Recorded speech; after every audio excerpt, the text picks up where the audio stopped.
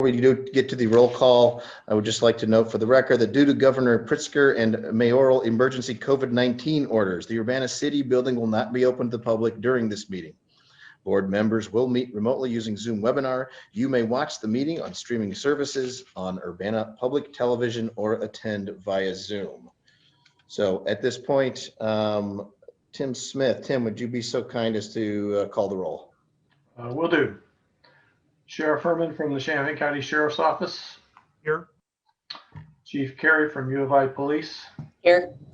Chief Cobb from City of Champaign Police. Here. Chief Tony Brown from Rantoul. Not present. And Chief Seraphin from Urbana. Here. And I guess I'll make a quick, did any staff or anyone have any notice from Tony Brown about any sort of issues we need to be aware of, or a proxy or anything?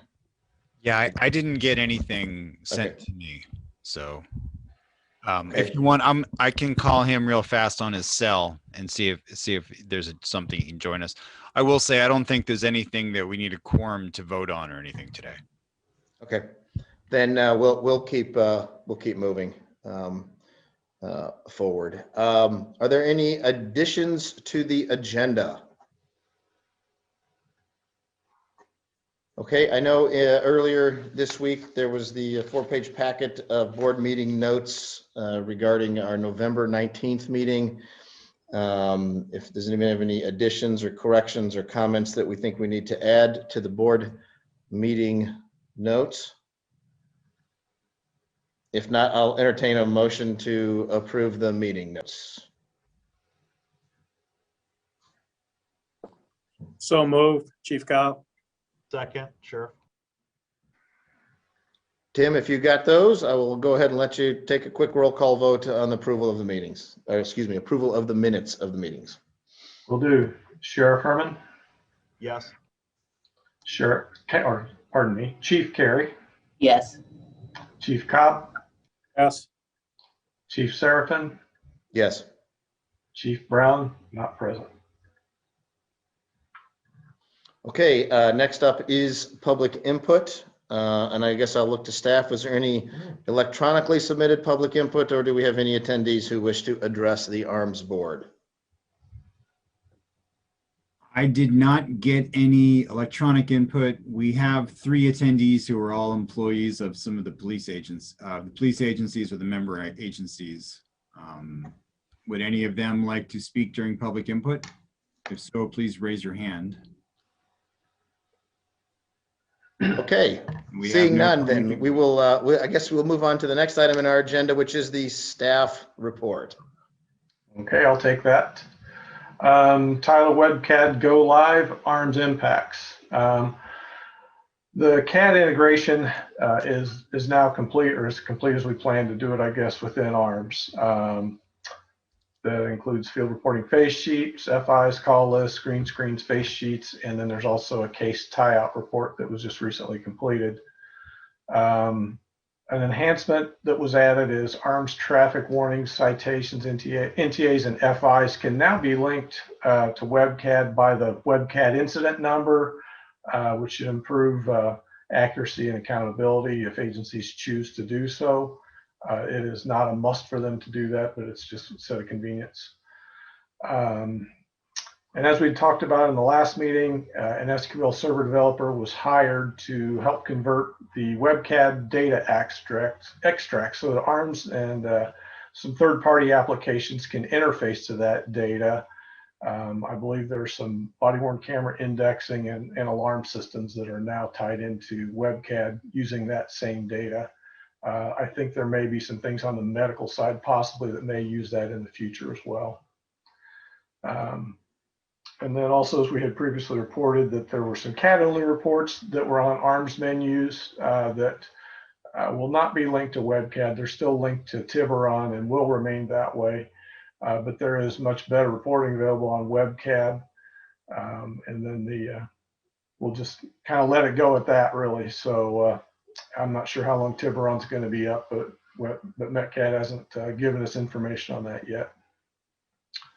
Then on to NIBRS. NIBRS has been on hold pretty much since I've been working on the WebCAD integration back in the middle part of December. And just today I started back into NIBRS. In fact, I'd added some additional data validations earlier on in this quarter.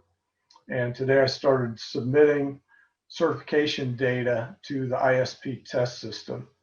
And as we've reviewed before, this will go on for a 6-month period. And at that point, assuming all agencies are certified, we'll resubmit all that data for the 6 months, which begin in November 1 of 2020 to the live system, and move on from there and submit to the live system.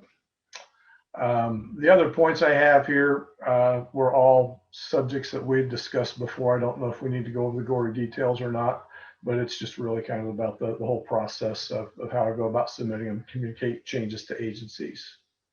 And then as far as any other development, it was pretty much all CAD and NIBRS. So really not much else at this point. Hey, Cool. Tim, let's dwell on the timelines for a second. So you said we're doing 6 months of certification of data that started in November. Yes. So, basically there's going to be a period of time where we're doing some catch up. We're getting November, December, January, and then 3 more months after that, February, March, April. So we'll be in this testing verification process through April. Yes, and it'll probably go into June actually, because each agency needs to run their state edits over April, which usually takes them, a month or so before they get around to doing that. And then I have to submit the data as well. So there's still programming to be done. There's automation processes. I'm submitting one case at a time right now manually. And the goal is to have a program that will just automatically send them all at once. We've been in communication with a contractor who is doing this work for Chicago Police, and he has offered to give us that software for free. Basically, it's public domain software when it's complete. But I know they've run into some difficulties. I think maybe with our next DOJ meeting, he'll be involved with that and let us know the status of it. But it'll make it a much less of a manual process, at least at that point. Okay. And so then let's say it's May or June and we get through those first 6 months, and you said that that's being submitted to the test site.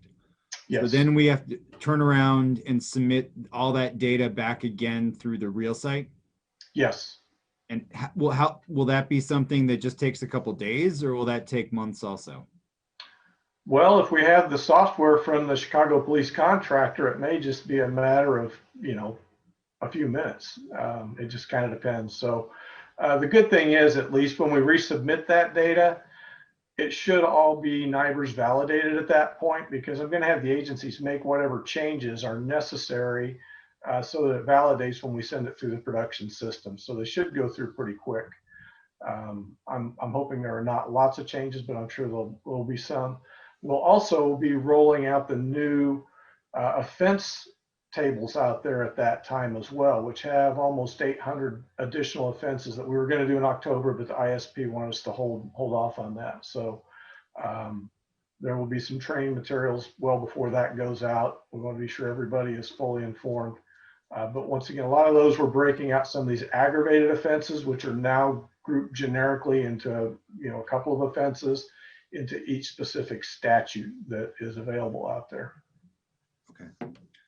So, I apologize. I'm bringing Chief Brown in here. There he goes. So for everybody on the call, I guess the key is, just understand that from a NIBRS perspective, Tim's taking care of you at this point. I think over the summer is when we expect the next changes to occur that would impact you from a NIBRS perspective, which would be the codes that Tim talked about. Now, once we go through and load 6 months of data to the production real life database, is that when our agencies would become NIBR compliant? Yes. Okay. Yeah, and I think, you know, to reiterate to everybody is that based on what we've heard from the Department of Justice on the phone calls with them, you are as far along in this process in Illinois as anybody. So, you know, I want to reiterate for anybody who's concerned about, well, we weren't compliant on NIBRS on January 1st. You know, how does that hurt us? The answer is, you know, we are on the cutting edge for Illinois. So, you know, everybody understands where things stand. Chief Cobb, you look like you've got a comment. I'm processing, and to be honest with you, because my understanding of the law, we're supposed to be compliant by January 1, as you stated. We're on cutting edge in Illinois, but the requirements from the feds, my concern is, how's this going to push backwards upon us?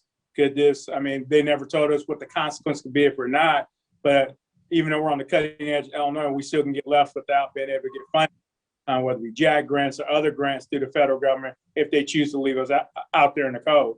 Right. But at the same time, we can surpass and go directly to the feds and get it done. That could be great for us, because I remember that happened once before, where the city of Chicago, and I can remember what the other two municipalities were, who didn't follow the state lead. They did it themselves. Everyone else wasn't eligible for JAG grants or federal dollars, and these three municipalities got everything for the state of Illinois.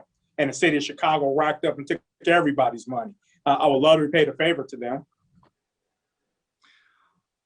Yeah, on that one, I really don't have a good answer. I mean, I will say that in the discussions we've had with the Department of Justice, who I want to reiterate have given us, 6 figures plus of funding towards this. They really want us. They keep using us to push and test the state. So, you know, there's real value for the Department of Justice in having us, you know, as the verification step for the state, because the state, I forget, Tim, how many agencies does the state need to get certified? 25. Yeah. Unfortunately, the arms agencies only count as one, since we're all using the same software. Yeah. But, you know, but Chief Cobb, to your point is, if you get some pushback in terms of the grants, you know, that is an option that we can explore, is turning around, because the files that we're producing for the state actually have a couple of additional pieces of information beyond the federal standard. And we can essentially lop those pieces of information off, and then we've got a federal file. Yeah, Chief Cobb, I went ahead and designed the system so we could do an either or with Fed or with the state. And the feds have said they definitely want us to stick with getting Illinois certified, that's the path they want us to use. And that was what the grant evidently was partially for. And I don't have a problem with that. That's my question. But if we can meet the federal guidelines and we're compliant, but with their blessing, we're taking our time doing what, that's one thing. Have they done something in writing saying you've complied with the law, because we you today what you require of us, even though the state can, we just don't want to get penalized for it. Have they given us that assurance in writing? And the reason I keep saying in writing, because I've had conversations with DOJ before, and they may tell you one thing on telephone, and when you submit through it, that's not the case. It's nice to have something to go back to. You can hand them and say, this is what you gave to me. Well, I'll offer this. I mean, Chief, if you want to send an email to me and just say, hey, you know, we'd like to get some commitment, and give me some language you'd like them to answer or to give a response to, then we'll forward that along to the folks who we're working. I do want to reiterate, though, that, you know, Department of Justice is a vast agency. So we're working with the Bureau of Statistics, I think is the group that we're in. And obviously, you know, some other bureau within Department of Justice might look at whatever we get and say, well, that's not worth anything, you know. So, but we'll try. But yeah, if you send something to me, we'll definitely work with the woman who's been our point of contact from DOJ has been great. So she was very helpful with a lot of the RMS discussions, and I feel like she'll be, you know, equally helpful with whatever we ask, because, you know, we've been helping them a lot. Let's be honest about this. So it's a two-way relationship. No, I'm just asking. I say I've not heard of any issues, but recognize grants haven't rolled down for this. Not JAG grants haven't came out yet, so we don't know. Other grants not there. New administration just took over, so I just don't know what to expect. That's why I'm asking the questions now, so that would issues at a later date. Well, for sure, send me a question and we'll try to get an answer. Hey, Tim, are we aware of any other Illinois agencies then who are going direct to the feds, or everybody just going through the ISP? Everyone's going through the ISP.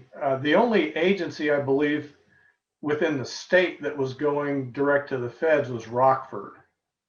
And they've evidently run into some issues trying to go the XML route through the state.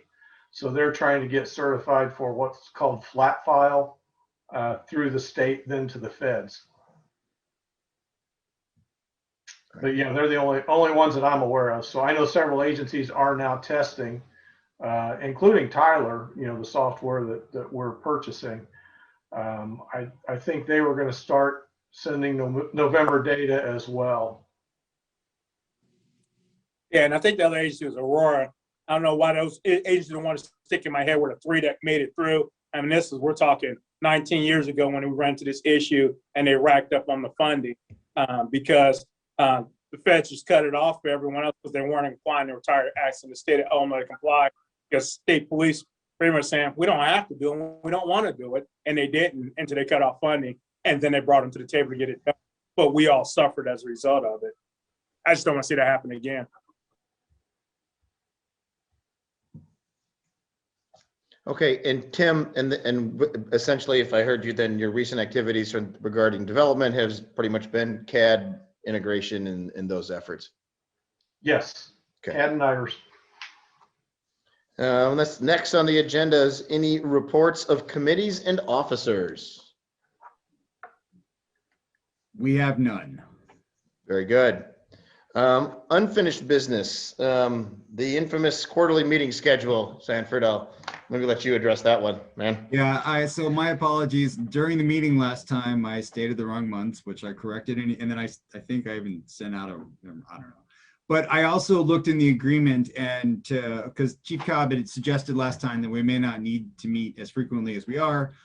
The agreement does state we will meet at least quarterly. So, we will continue to have these quarterly meetings, even if they're pretty brief in length. Okay, thank you. Next up, new business, which is the discussion of the new RMS project. Yeah, and I'm just going to say, we don't really need to discuss this at length, but I always appreciate the opportunity to speak to everybody at once about what's going on, and I might invite Jeff Wooten is in as an attendee, and I might invite him to say a few things as well. I just want to put a pitch out there that the phase that's occurring right now, you are going to be identifying who from your agencies will participate in this process. And, being an IT guy and a systems guy and someone who's been doing these kinds of projects for 30 years, believe it or not, I want to say that it's really important to put quality people, some of your best forward-thinking people onto these projects. I just want to be realistic and say that the time commitment for those people is going to be pretty heavy at times. So you may need to consider about backfilling some of their duties because there will, it's going to be kind of an up and down time commitment for those people. And during the lulls, it's not too bad. But when it gets busy, they might be committing 10, 20, 30 hours a week towards the new RMS project. So I just, my advice to you just as an IT guy is be aware of that, plan for that, but don't use that as a reason not to put some of your best people on it, because the more ideas, the more input that we provide early in the process, the more problems you avoid later on. So that's all. Go ahead, Brian. How instructive is the project we went through 2 years ago in the fall of 18 with regards to, as we're sort of exploring our new RMS and what we wanted? How useful is that information? Because at that time, as you clearly know, and I think most of us, well, not everybody, Alice, we did a lot of soul searching then, and we had a lot of people to the table from all different points of view with regards to new RMS, property folks, and all of that. How useful is that information now as we move through this process? It's useful, but and I'm going to make an analogy. Right now, the city of Urbana is rolling out a new scheduling and timekeeping system. And as much as we captured up front kind of what we wanted it to do, ultimately, you're working with software that is off the shelf. And so the question is not so much what do you want it to do? The question is what can it do? And how can you best set it up to work the way you want it to work? So while it's nice to know that these are the kind of things that the evidence people ask for, and these are the things the investigators ask for, ultimately what these meetings are more going to be is Tyler telling you, here are the options you have. How do you want to set it up? So, I just want to say, we'll provide all that input. It will inform the discussion, but people should walk into these meetings ready to make decisions based on what can be done, not necessarily what they want to have happen. Would any of the staff who is in as attendees, if you want to talk during this time, please raise your hand.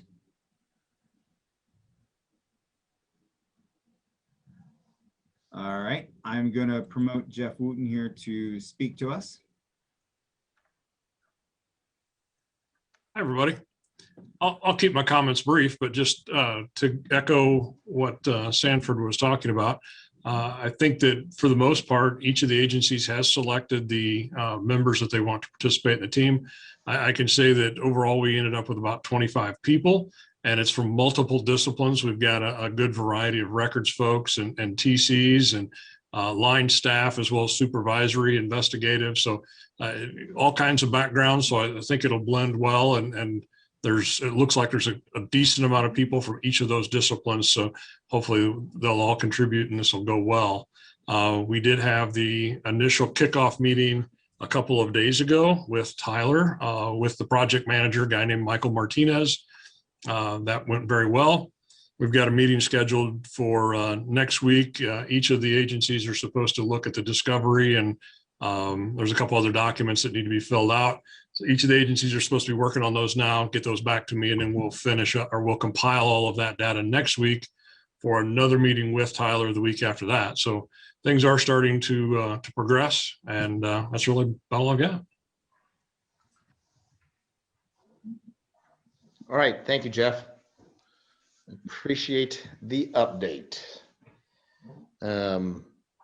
That is, I believe, the last item on this agenda, unless I've missed something or somebody else has anything to add.